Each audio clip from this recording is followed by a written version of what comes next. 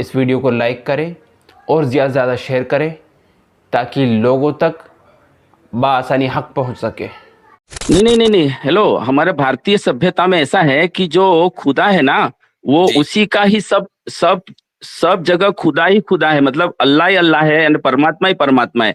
आप भी, मेरे लिए आप भी परमात्मा है। भारतीय सभ्यता में ऐसा है कि हर इंसान मतलब ज्ञानी बन सकता है, हर इंसान सत्य जान सकता है, और वो मतलब भगवान जो परमात्मा होता है शुद्ध जैसे पवित्र, वैसे वैसा भी बन सकता है।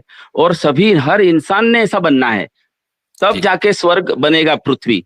डिफरेंस ऑफ ओपिनियन ये है, आपने कहा इंसान परमात्मा जैसा बन सकता है, किस चीज में अच्छा, वो हाँ। इंसान परमात्मा जैसा बन सकता है, किस चीज में?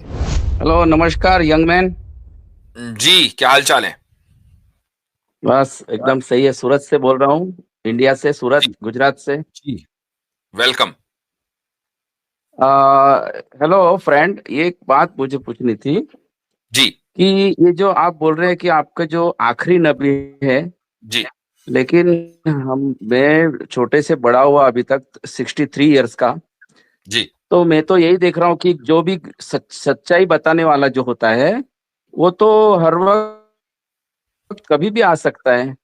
और आखिरी नबी कैसे हो सकता है? ये तो सब परिवर्तनशील है, पूरा हो रहा है सब, ये जो ठीक। ब्रह्मांड सब ये जो हो रहा है, जी तो ये मतलब आखिरी नबी कैसे हो सकता है? और भी आ सकते हैं ना, ठीक। तो और भी आ सकते हैं। आखिरी नबी का मेरे को कुछ कॉन्सेप्ट समझा नहीं आपका कुरान चलें, का। मैं आपको साथ में लेके चलता हूं। पहले ये बताएं कि नबी आ सकता है कि नहीं आपके नजदीक? अभी आखिरी और पहले को छोड़ें, नबी आ सकता है कि नहीं?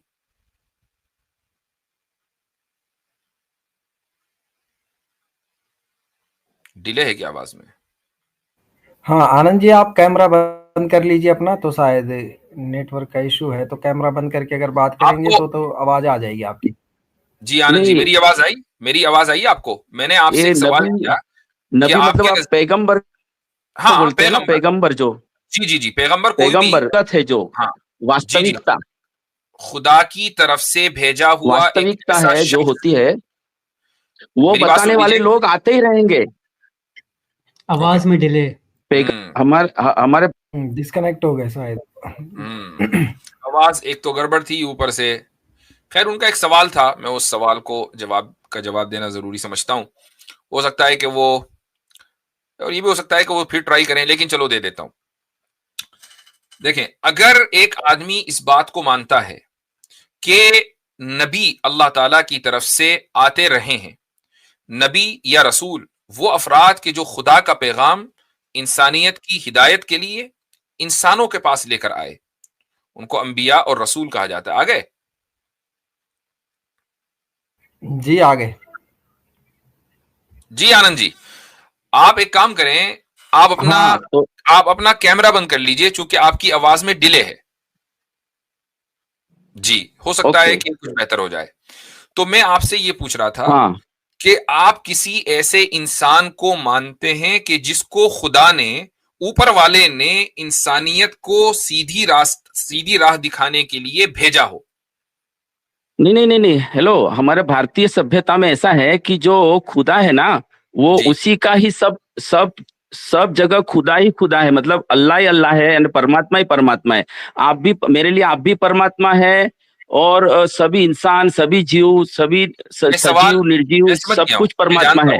मैं जानता हूं, तो इसीलिए मैंने आपसे, तो जो आनंद जी, मैंने आपसे ये परमात्मा सवाल ने, इसीलिए किया, मैंने ये सवाल इसीलिए किया कि जो इंसान नबी न मानता हो, यानी हाँ, जो ये ना मानता हो कि खुदा ने किसी इंसान को दूसरों की हिदायत के लिए भेजा है, जो नबी ही को ना मानता हो, तो उसके लिए पहले और आखिरी नबी पर गुफ्तगू करने से कोई फायदा नहीं है।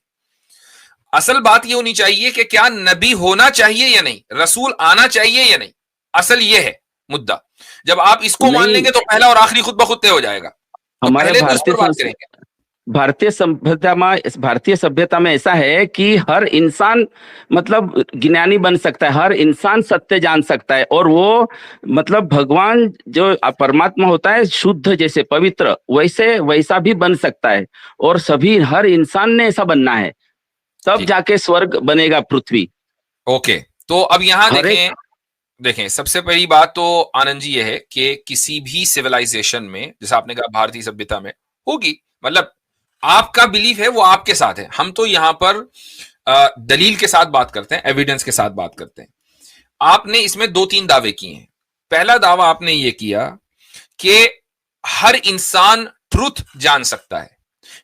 मुझ में और आप में इस ताल्लुक से कोई इख्तिलाफ नहीं है। इस्लाम भी यही कहता है कि हर इंसान ट्रुथ जान सकता है और उसको जानने का हक है, आपको भी है, मुझे भी है, दुनिया के हर इंसान को है, इसमें कोई इख्तिलाफ नहीं है। We are on the same page. दूसरी बात आपने ये कही कि हर इंसान परमात्मा जैसा बन सकता है। यहां से इख्तिलाफ शुरू होता है। इख्तिलाफ का मतलब है डिफरेंस ऑफ ओपिनियन। अच्छा अच्छा, डिफरेंस ऑफ ओपिनियन ये है, आपने कहा इंसान परमात्मा जैसा बन सकता है। किस चीज में वो इंसान परमात्मा जैसा बन सकता है, किस चीज में? देखिए, जैसे आपने सुना है कभी बच्चों को कभी पूछते हैं भाई तुम बड़ा होकर क्या बनोगे, तो कोई बोलता है मैं झांसी की रानी बनूंगी, तो कोई बोलता है मैं सुभाष चंद्र बोस बनूंगा। तो जैसे कि कोई अच्छा इंसान जैसा बनना तो बहुत बड़ी अच्छी बात है, तो परमात्मा जैसा ही शुद्ध अगर बनना संभव हो तो उसमें क्या गलत है? बिल्कुल। अब मैं आपसे पूछता हूं कि जो परमात्मा है उसके पास, वो परमात्मा क्यों है उसके पास? वो इसलिए है क्योंकि उसके पास अनलिमिटेड नॉलेज है, अनलिमिटेड पावर है। अगर अनलिमिटेड नॉलेज और पावर ना हो तो क्या वो इतनी बड़ी यूनिवर्स बना देता? हेलो फ्रेंड, वो आपका ओपिनियन है वो। ओके, वो आपका तो आपके नजदीक ओपिनियन है। परमात्मा, आपके नजदीक परमात्मा के पास कोई पावर है कि नहीं, नॉलेज है कि नहीं?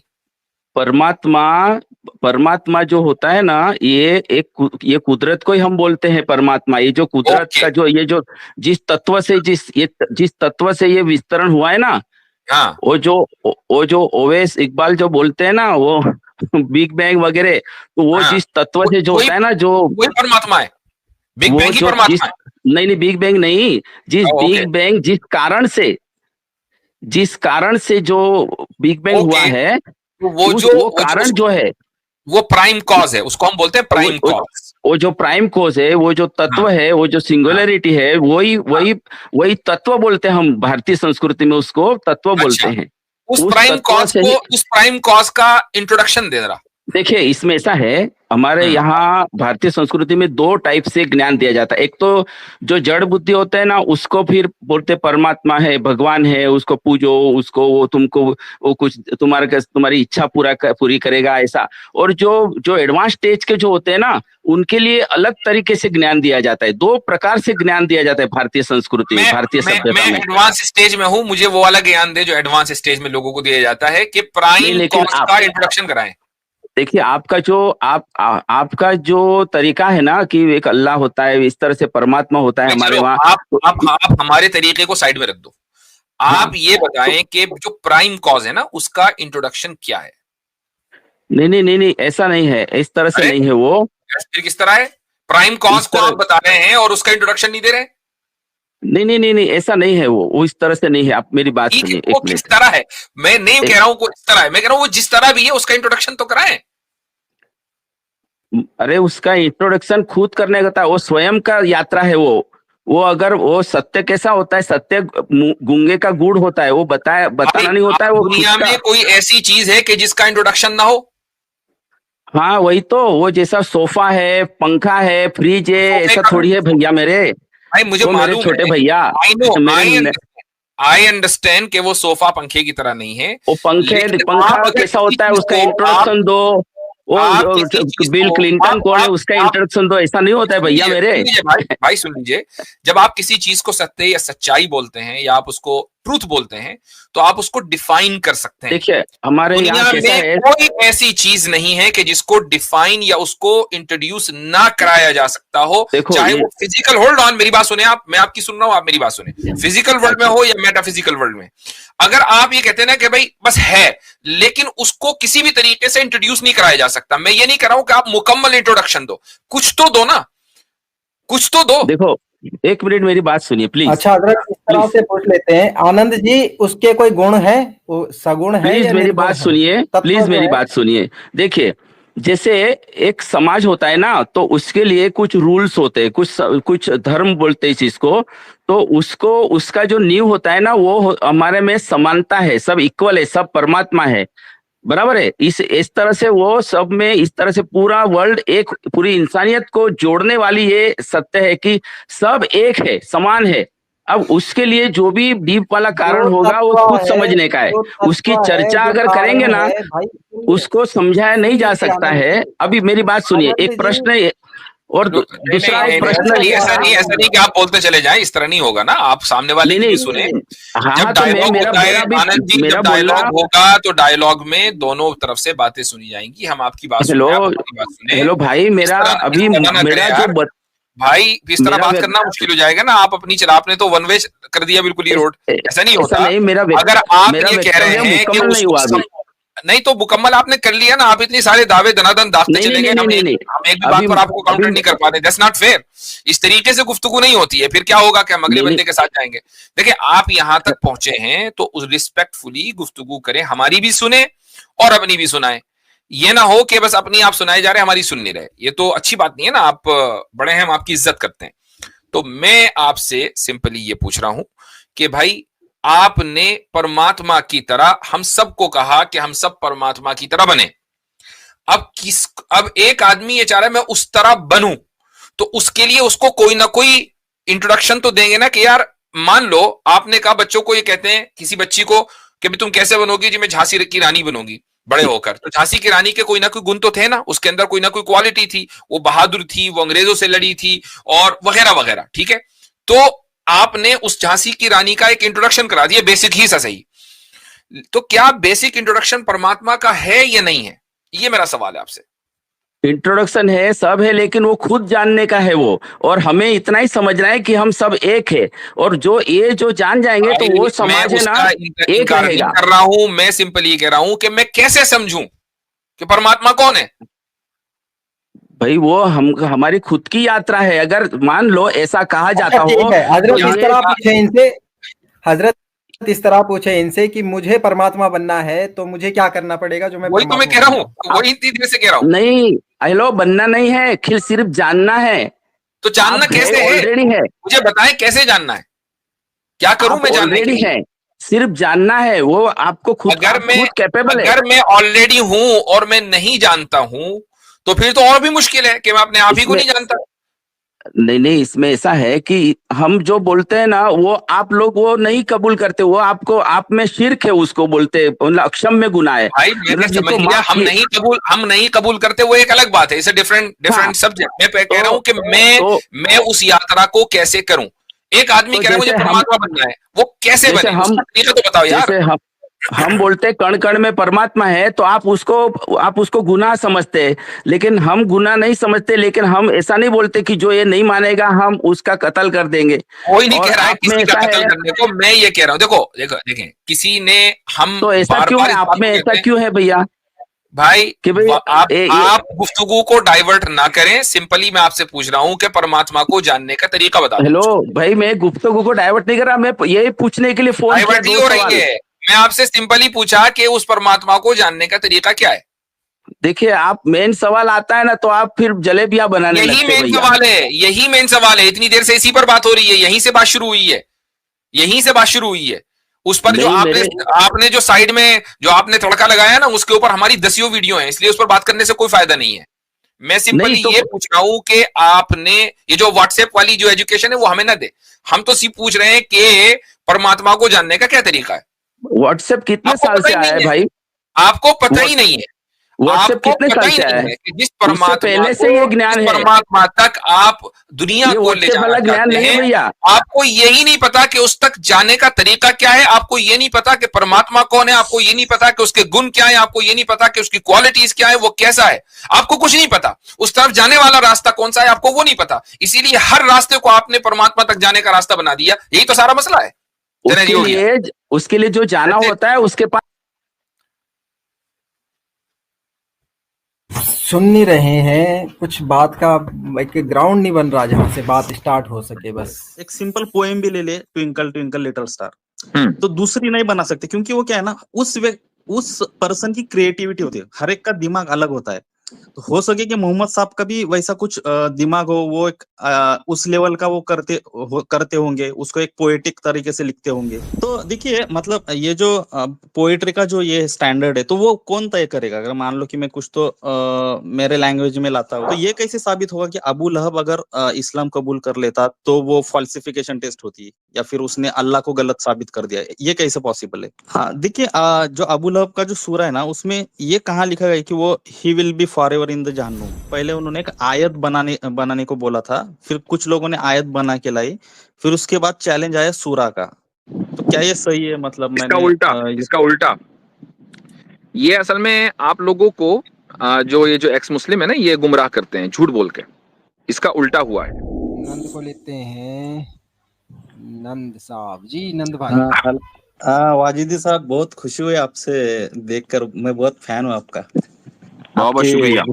या आपके 2-3 बार गुफ्तगू हुई है हमारी जी। बहुत सारे सवाल है, लेकिन अभी का जो टॉपिक था ना, मतलब लॉट ऑफ, मतलब जो मास ट्रांसमिशन हुआ, तो ये बहुत सारे किताबों के बारे में भी हुआ है ना साहब। मतलब फिर हम मतलब ये कैसे मान ले कि ठीक है ये अल्लाह की तरफ से ही है? मैं एक हाँ, क्यूरियस बिल्कुल क्वेश्चन है। हाँ, ये बिल्कुल, क्यूरियस क्वेश्चन है, गुड मतलब ये, क्वेश्चन। हाँ। मसलन मैंने किताब लिखी थी आज से 20 साल पहले, 22 हाँ। साल पहले, तो उसका मास ट्रांसमिशन हुआ था और कई एडिशन निकले थे उसके एक ही साल में, और पूरी दुनिया को पता चल गया था कि ये यासिर नदीम अल-वाजदी ने किताब लिखी है। तो मैं इस बात का यकीनी इल्म दुनिया को हो गया था कि वो किताब मेरी है, लेकिन उस किताब में मैंने ये कहीं दावा नहीं किया था कि ये किताब अल्लाह की तरफ से आई है। तो दो चीजों को फर्क करना जरूरी है। किसी ऑथर से अगर मास ट्रांसमिशन हो, मैंने इसीलिए काबुल वाली मिसाल दी कि भाई काबुल के मौजूद होने का इल्म हमें लाखों लोगों से पता चला, तो हमें काबुल के होने का यकीन है, हम उसका इनकार नहीं कर सकते। ऐसे ही इस कलाम के रसूलुल्लाह सल्लल्लाहु अलैहि वसल्लम की तरफ से आने का इल्म हमें मास ट्रांसमिशन से पता चला, हम उसका इनकार नहीं कर सकते कि ये मोहम्मद सल्लल्लाहु अलैहि वसल्लम की तरफ से आया है। अब सवाल ये कि ये अल्लाह की तरफ से आया है, इसका कैसे पता चलेगा? इसका पता चलेगा मोहम्मद सल्लल्लाहु अलैहि वसल्लम की जिंदगी से, कि आप सल्लल्लाहु अलैहि वसल्लम क्या इस तरह का कलाम पेश कर सकते हैं या नहीं कर सकते। क्या आप सल्लल्लाहु अलैहि वसल्लम ने कभी झूठ बोला है या नहीं बोला है, या आपकी शख्सियत कैसी है। तो जब आप दोनों चीजों को मिला लेंगे तो साबित होगा कि ये अल्लाह का कलाम है। अच्छा देखिए, ये जो हमेशा बोलते रहते हैं ना कि एक लिटरेचर का ग्रेड है, मतलब जो कुरान में जो अरबी है उसका एक बहुत बड़ा एक क्या बोलते हैं वो ग्रेड, दर्जा बोलते हैं ना हम उनको। हाँ। तो ऐसा बोलते हैं। अभी देखिए ऐसे बहुत सारे, मतलब अगर हम लिटरेचर का अगर नोबेल भी लेते हैं, जिसको नोबेल मिला है, तो उनका लिटरेचर का ये एक बहुत हाई स्टेटस रहता है। मतलब अगर हम वो पढ़ते हैं ना, तो हम भी शॉक हो जाते हैं कि अरे भाई ये कैसे पढ़ा है। एक सिंपल, चलो हाँ, एक सिंपल पोएम भी ले ले, ट्विंकल ट्विंकल लिटिल स्टार, तो दूसरी नहीं बना सकते, क्योंकि वो क्या है ना, उस पर्सन की क्रिएटिविटी होती है, हर एक का दिमाग अलग होता है। तो हो सके कि मोहम्मद साहब का भी वैसा कुछ दिमाग हो, वो एक उस लेवल का वो करते होंगे, उसको एक पोएटिक तरीके से लिखते होंगे। हम ये क्यों नहीं सोच सकते? ठीक, आपने एक अच्छा सवाल किया है। उसका जवाब मैंने अभी जो जिन भाई से गुफ्तगू हो रही थी उसमें मैंने उसका जवाब जिक्र किया। वो ये कि कोई भी पोएट, कोई भी लिटरेरी पर्सनालिटी, कोई राइटर, जब कोई अपना यानी कलाम कंपोज करता है तो हम उसको कंपोज करना कहते हैं। मैंने लफ्ज भी कंपोज इसीलिए इस्तेमाल किया। और कंपोजिशन में आपको टाइम लगता है, प्रिपरेशन लगती है, आप कई अटेम्प्ट्स होते हैं, तो जाकर ट्विंकल ट्विंकल लिटिल स्टार बनकर आता है, तो जाकर शेक्सपियर का कोई प्ले बनकर आता है, तो जाकर गालिब या इकबाल की पोइट्री बनकर आती है। वो कई दिन सोचते होंगे, कई मरतबा लिख कर फाड़ते होंगे, उसके बाद जाकर कहीं वो फाइनल वर्जन आता है। मैं और आप अगर छोटे से भी एक पैराग्राफ लिखते हैं तो हम उसकी एडिटिंग करते हैं। एडिटिंग के बगैर कोई चीज मार्केट में नहीं आती, कोई चीज सोशल मीडिया पर या पब्लिक में नहीं आती है, हम एडिटिंग करते हैं।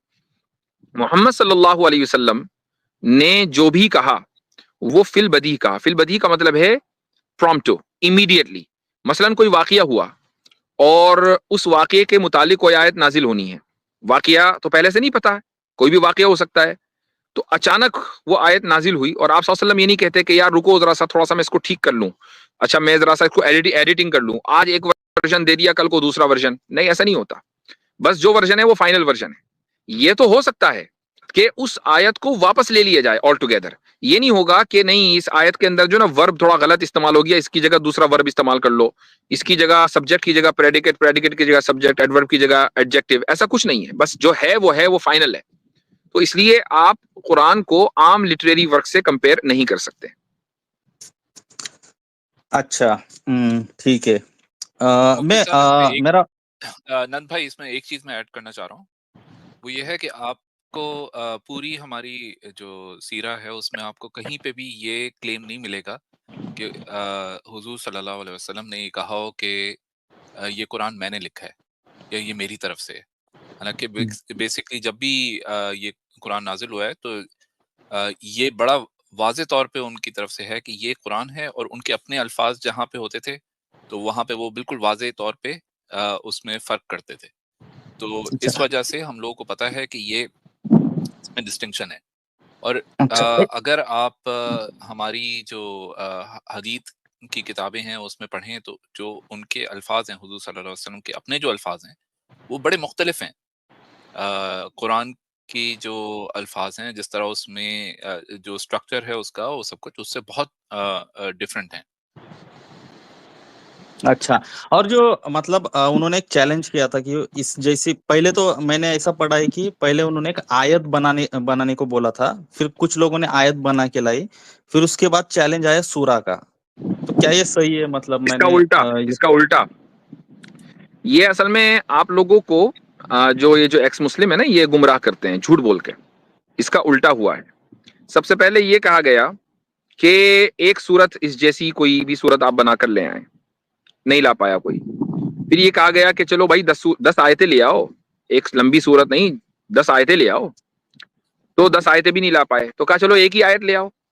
तो ऐसा नहीं कि 1 से 10 और 10 से एक चैप्टर, बल्कि चैप्टर से 10 आयतें, 10 आयतें से एक आयत। चैलेंज इस तरीके से, उसका ये क्रोनोलॉजिकल ऑर्डर है। अच्छा, ओके। तो अच्छा, तो उल्टा है। Okay, fine. अभी देखिए, अभी जो अबू लहब का जो वाकया है, वो ऐसा बोला जाता है कि मतलब वो चौथा सूरा है। मतलब रिविलेशन ऑर्डर की तरफ से जाए तो चौथा सूरा है।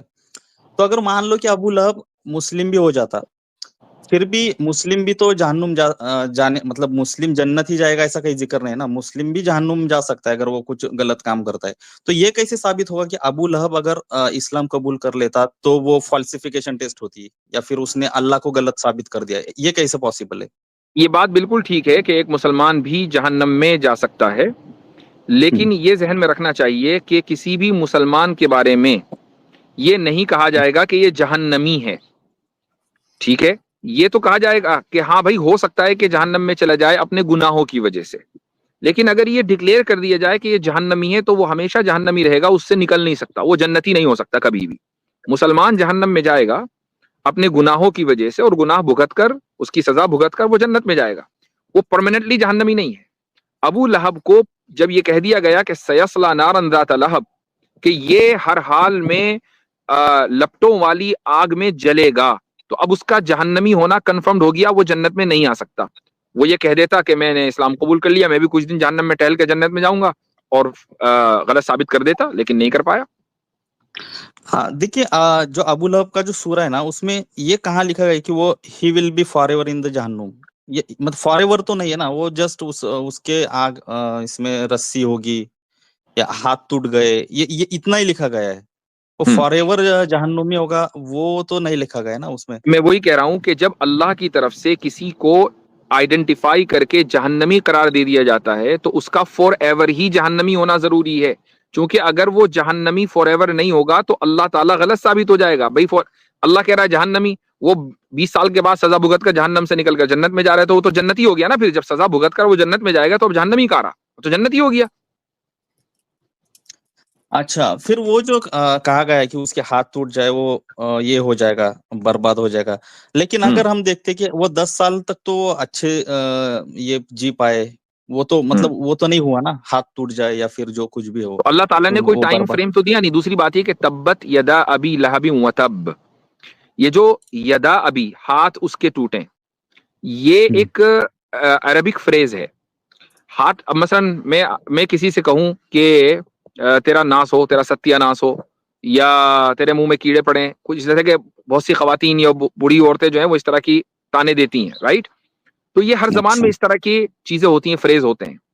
और अब अगर आप ये कहे भाई, आपने किसी को कहा भाई तेरे मुंह में कीड़े पड़े, और आप अगले ही घंटे डेंटिस्ट को बुलाएं, ढूंढने लगे उसके मुंह में कीड़े पे, किधर है कीड़े, आए तो है नहीं।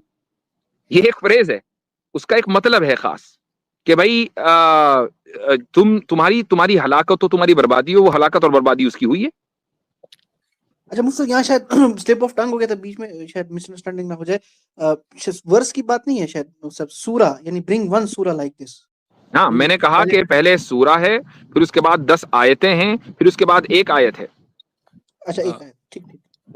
मुफ्ती साहब, जहां तक मेरी याददाश्त वो करती है, तो पहले है कि आप इस तरह की किताब लेकर आएं, फिर 10 सूरा, और फिर एक सूरा की बात है।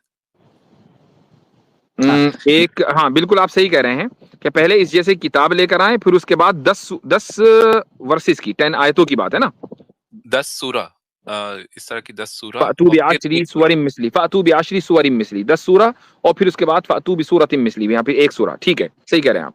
जी हाँ, अच्छा हुआ, thank you for correcting me. तो देखिए, मतलब ये जो पोएट्री का जो ये स्टैंडर्ड है, तो वो कौन तय करेगा? अगर मान लो कि मैं कुछ तो मेरे लैंग्वेज में लाता हूँ, उसको कन्वर्ट करता तो हूँ, ये तो दुनिया ने मेरे भाई ऑलरेडी तय कर ही दिया ना। आप किसी एक भी पोएट से जो उस जबान का पोएट है, उससे पूछ लें कि भाई आप कुरान की पोएट्री को किस स्टैंडर्ड के ऊपर देखते हैं।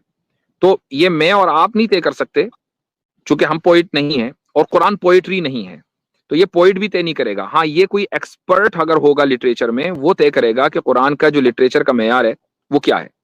अब आप ये कहें कि जी नहीं, अगला क्वेश्चन आपके जहन में आ सकता है कि भाई कुरान तो फिर अरबी में है, तो फिर तो यार अरबी तय करेंगे ना, हम संस्कृत बोलने वाले, हिंदी बोलने वाले कैसे तय करेंगे?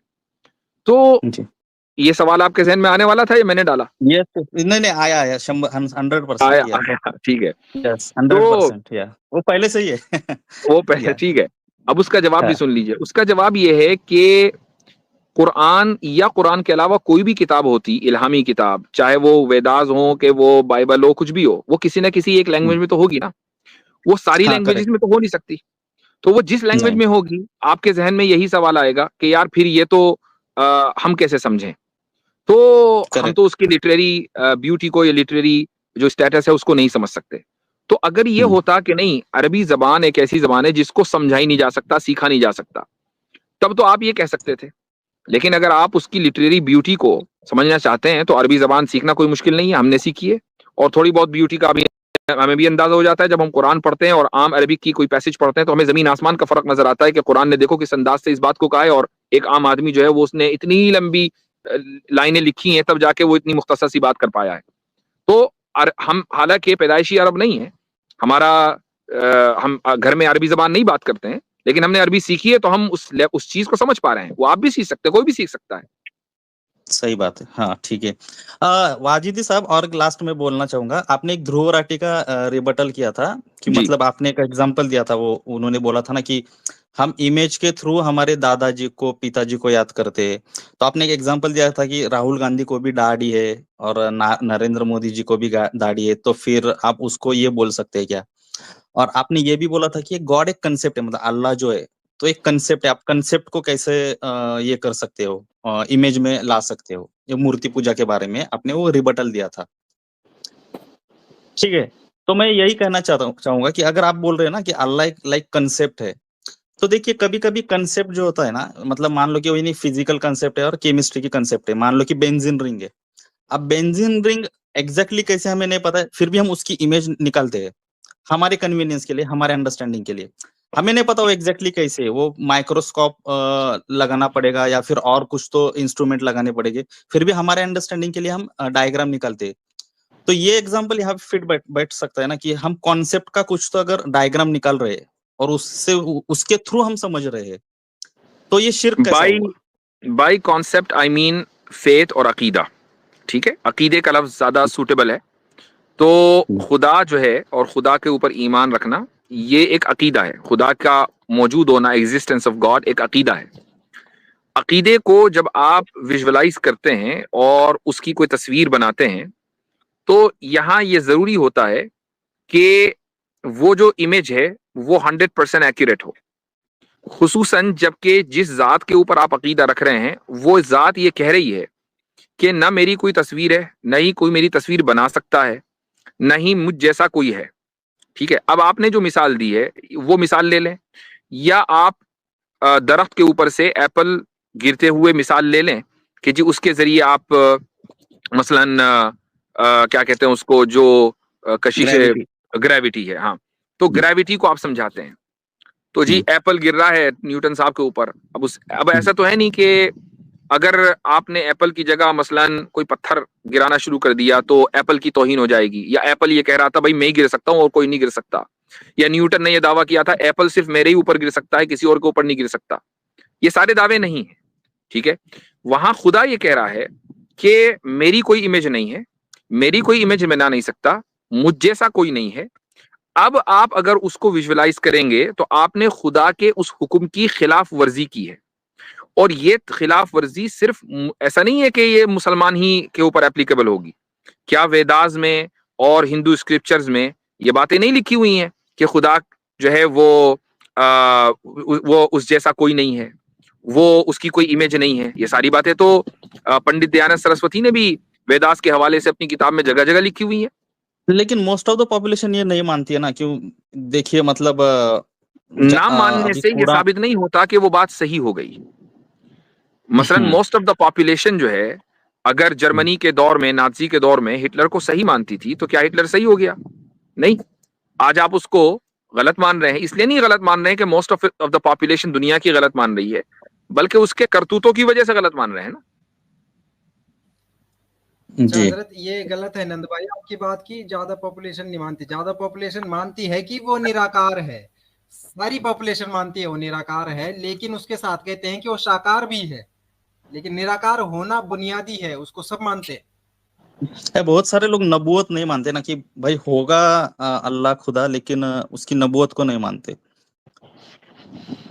किसकी दोबारा बोलें? बहुत सारे लोग, हाँ देखिए, बहुत सारे लोग तो मतलब गॉड में बिलीव करते हैं, लेकिन ये नहीं बिलीव करते कि वो कोई नबी भेजता है, ये एक अलग टॉपिक हो गया मेरे भाई।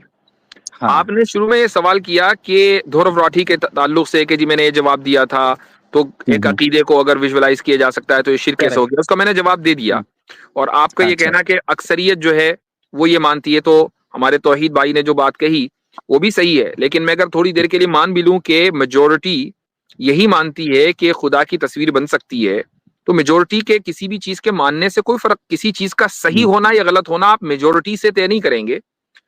ये चीज डेमोक्रेसी में तो चल जाती है कि भाई कौन आएगा, भाई जिसके पास ज्यादा वोट है वो आएगा। लेकिन मुझे एक बात बताइए कि क्या अगर आपने किसी एक पार्टी को दुनिया के किसी भी मुल्क में ज्यादा वोट देकर हुकूमत में बिठा दिया, तो ये क्या जरूरी है कि वो पार्टी मॉरल हो? वो पार्टी बहुत ज्यादा करप्ट और इमोरल भी हो सकती है। हाँ, करेक्ट, यस। और वाजिद साहब एक बात बताइए कि गुस्ताख रसूल की अगर जो सजा है, वो अगर कोई मुसलमान बोलता है कि ये मौत नहीं हो सकती, मतलब नहीं होनी चाहिए, गलत है, तो क्या वो मुस्लिम रहता है या नहीं रहता है? देखें, ये बहुत ही ज्यादा एक सब्जेक्टिव चीज है, डिपेंड करता है कि सिचुएशन क्या है। मसलन हमारा जो मौकिफ है और कंसिस्टेंसी के साथ हमारा मौकिफ डे वन से ये है कि गुस्ताखे रसूल की जो भी सजा है वो गवर्नमेंट तय करेगी, वो इंडिविजुअल तय नहीं कर सकता, मैं और आप नहीं तय कर सकते, पाकिस्तान या अफगानिस्तान या बांग्लादेश का कोई बंदा तय नहीं कर सकता कि गुस्ताखे रसूल की क्या सजा होगी।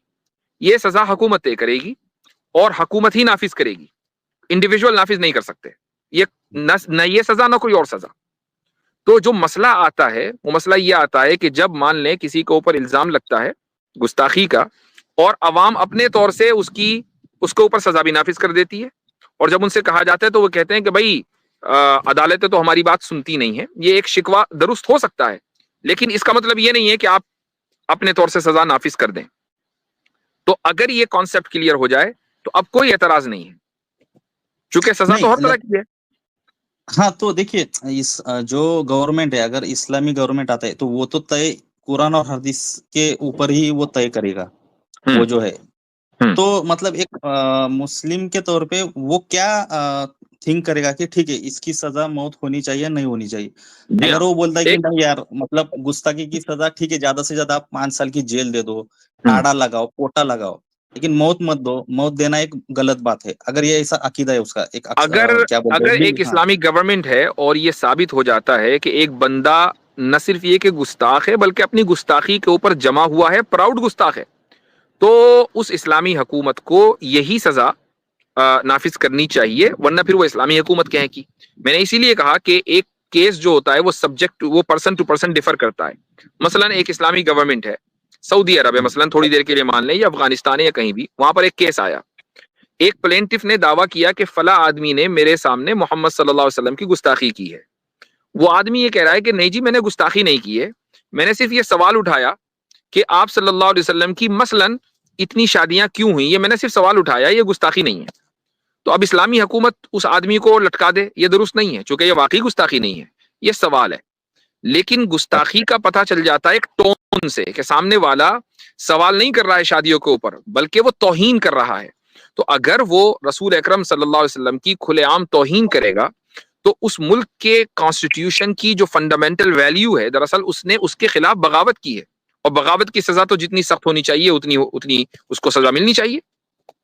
अच्छा, तो लेकिन देखिए, अगर मौत अगर दी जाती है तो ये भी तो चांसेस है ना कि वो मरते वक्त उसको शायद अल्लाह हिदायत दे और वो फिर से रिटर्न हो जाए। तो ये मौत देना ये गलत ही बात हुई ना, मतलब अगर अच्छा, अब अगर कोई आदमी, ठीक है, बहुत गुड क्वेश्चन, अगर एक आदमी मान लें मुसलमान है मुसलमान है और वो अपोस्टेट हो गया, उसके जहन में कोई डाउट्स आ गए और उसने गुस्ताखी कर डाली है, जो भी है। अब हमारे यहाँ 4 स्कूल्स ऑफ थॉट हैं, उनमें आपस में इस ताल्लुक से डिसएग्रीमेंट पाया जाता है। तो सबसे जो फ्लेक्सिबल इस मामले में स्कूल ऑफ थॉट है वो है हनफी स्कूल ऑफ थॉट। वो ये कहते हैं कि भाई आप उसको 3 दिन का मौका दें और उसको समझाएं बुझाएं। अगर मान लीजिए वो तैयार हो जाता है कि हाँ जी मैं समझ गया, मैं आइंदा गुस्ताखी नहीं करूंगा, मैं कलमा पढ़ता हूँ, कोई सजा नहीं है, वापस welcome back to Islam. Maliki school of thought ये कहता है कि भाई वो अब अल्लाह जाने वो जाने, उसने मुल्क का एक कानून तोड़ा है, सजा मिलेगी, वो मुसलमान हो रहा है, बहुत अच्छी बात है, अल्लाह ताला उसको सीधे डायरेक्ट जन्नत में पहुंचा देंगे। लेकिन हमें तो नहीं पता ना कि वो दिल से इस्लाम कबूल कर रहा है नहीं कर रहा है। तो अब ये हुकूमत को इख्तियार होता है कि वो किस स्कूल ऑफ थॉट के फतवे पर अमल करके उसको कानून बना दे। या हुकूमत का और जो भी लीडरशिप है ये उसका इख्तियार है, ये अवाम का इख्तियार नहीं है। अच्छा, ठीक है।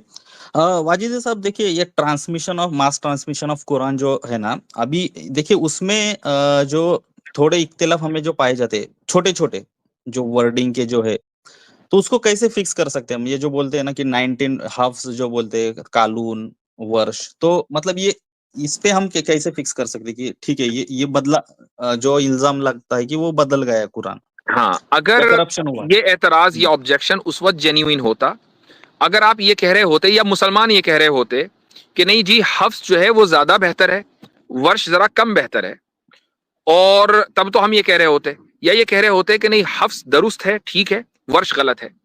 अगर इन दोनों में से कोई एक भी दावा होता तो आपका ये जो क्वेश्चन है ये जेन्युइन था।